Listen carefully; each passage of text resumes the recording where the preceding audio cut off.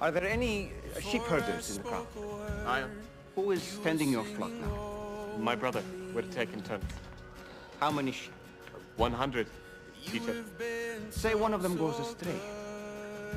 I'd go look for it, of course. Of course. But what about the other 99? I'd have to leave them behind. I can't lose the one sheep. And if you find it? I'd lay it over my shoulders and bring it home.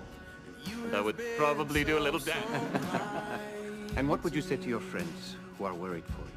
Rejoice with me. I have found my lost sheep. You see what he just said there? He rejoices more for one sheep than over the 99 who never went astray.